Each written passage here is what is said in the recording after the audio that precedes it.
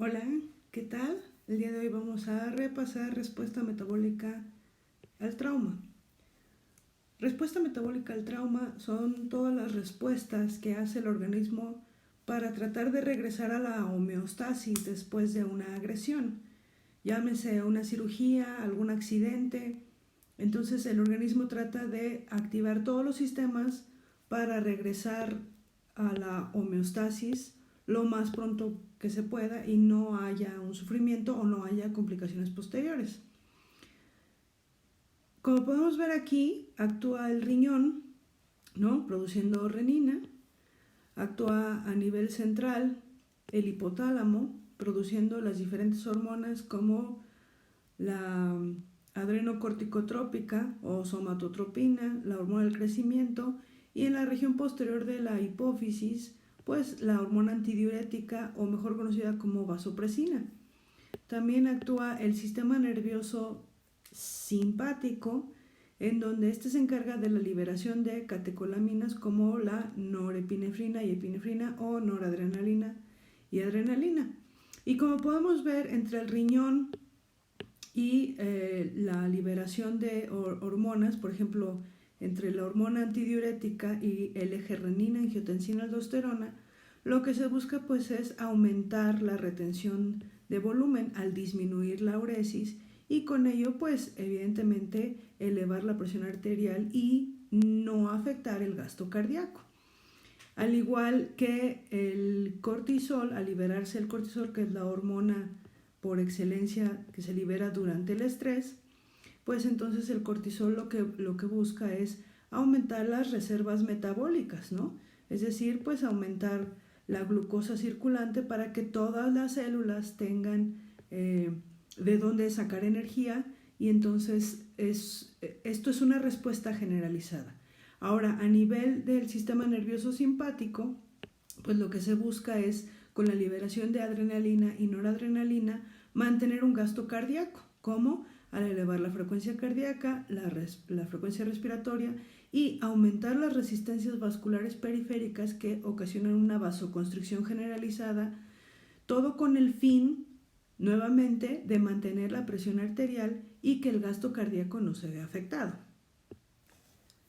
Y tenemos componentes que son tanto fisiológicos como metabólicos para tratar de regresar a la homeostasis lo antes posible. A nivel fisiológico, pues hay un aumento de la frecuencia cardíaca, hay un aumento en la ventilación y tiene que verse aumentado el transporte de membrana para intercambiar rápidamente los nutrientes y los electrolitos que se necesiten para llevar esto a cabo. Y a nivel metabólico, pues el metabolismo obviamente que tiene que aumentarse y el metabolismo tiene una sola objetivo fundamental, que es aumentar la reserva de glucosa para que esté disponible para todas las células. Y esto hace que se pongan de manifiesto todas las vías metabólicas para extraer glucosa de todos lados. Como ustedes saben, se puede extraer de las proteínas llevándose a cabo la proteólisis, la lipólisis y, muy importante, la gluconeogénesis. Esto se va a manifestar tanto a nivel clínico, las variables en las constantes vitales que vamos a observar, y también lo vamos a ver reflejado en los reactantes de laboratorio.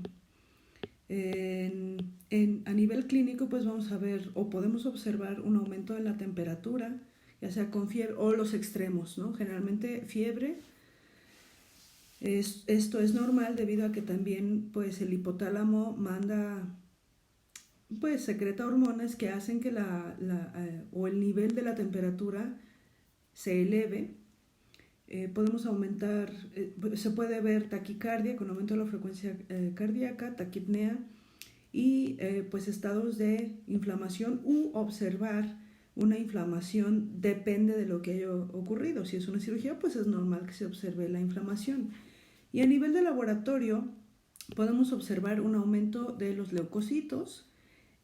Obviamente, como se lleva a cabo la activación de todas las vías metabólicas para hacer una glucosa disponible, pues vamos a observar hiperglicemia y reactantes que son sensibles a procesos inflamatorios como la proteína C reactiva, que lo normal de proteína C reactiva debe ser hasta 0.5 o menor a 0.5. Si estos estados de respuesta metabólica al trauma van a hacer que transitoriamente, obviamente si los mantenemos o si no se complican, pues va a haber una disminución de la función renal de forma transitoria y en algunas ocasiones podemos observar alteraciones en las pruebas de función hepática. Y finalmente, la respuesta metabólica al trauma consta de fases. ¿Sí? Aquí podemos observar en una línea del tiempo que a tiempo cero, desde la lesión hasta la fase de recuperación, tenemos la fase aguda, ¿no? Que es donde ocurre la lesión, que es la fase EP, se conoce como fase EP, en donde estamos hablando de las primeras horas de la lesión. Entonces, pues hay liberación de mediadores inflamatorios como la interleucina 1, la interleucina 6, el factor de necrosis tumoral alfa, el óxido nítrico y la endotelina. Todo esto pues va a tener o va a verse reflejado en las constantes vitales como es el aumento de la temperatura, taquicardia, taquipnea, y todo esto conlleva a que pues obviamente hay un mayor consumo de oxígeno y tenemos que vigilar que los niveles de oxígeno no disminuyan. Esta es la fase, la aguda en horas, que es donde ocurre la lesión, o la fase de choque. Posteriormente, a los días, comienza la fase flow, que es donde se empiezan a ver todos los cambios metabólicos y la liberación de hormonas para mantener las vías metabólicas activas para que haya glucosa disponible. Entonces se libera el cortisol, glucagón y las catecolaminas. Todo esto con la función de incrementar la tasa metabólica basal y aumentar la glucosa para hacerla disponible a través de todas las vías, la proteólisis, la lipólisis y la gluconeogénesis. Con ello podemos medir a nivel de laboratorio que tenemos reactantes de fase aguda que nos indican qué tan severo es la lesión o qué tan severo es el daño.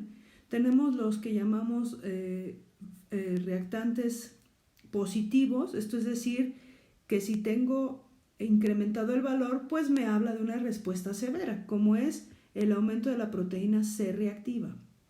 Y los reactantes negativos quiere decir que entre menos tenga, pues más severa es la lesión, como es la disminución de albúmina. Entonces estos dos marcadores me hablan de la severidad de lesión e incluso en algunas ocasiones se pueden correlacionar con el pronóstico de esto.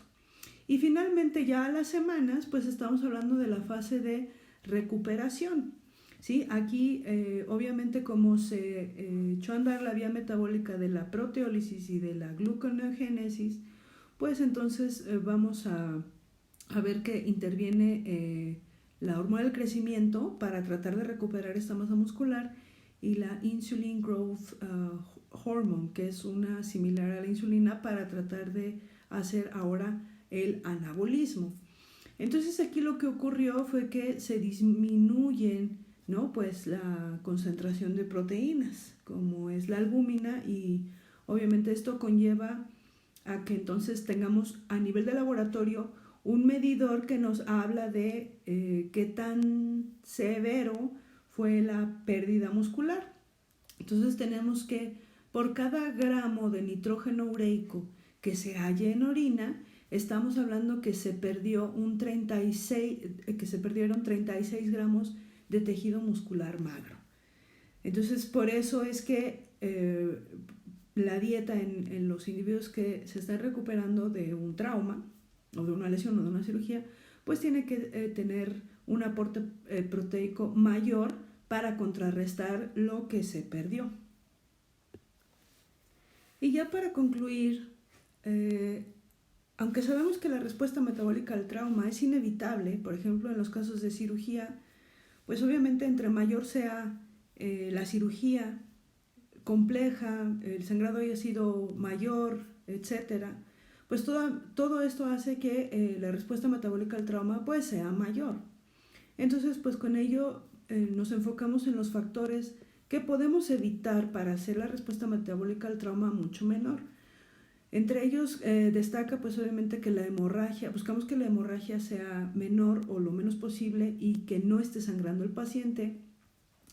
Evitamos la hipotermia, ¿sí? Porque la hipotermia es uno de los componentes de la tríada mortal en choque. Entonces buscamos que el paciente tenga una temperatura óptima sin rebasar las constantes fisiológicas, o sea, tampoco llevarlo a la fiebre y si tiene fiebre pues llevarlo a la normalidad.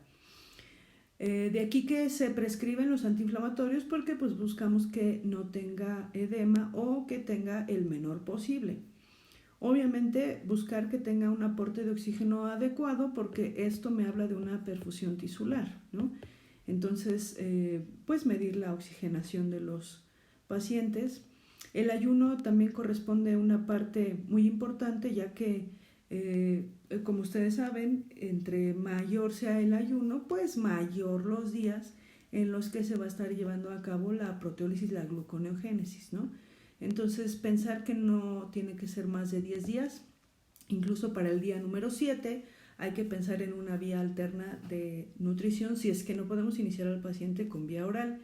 Y por último, pensar que la inmovilidad pues hace que se pierda pues más o que la recuperación sea más prolongada debido a que pues se pierde el nitrógeno de los aminoácidos que componen las proteínas del músculo. Y con eso terminamos el tema de respuesta metabólica al trauma. Muchas gracias.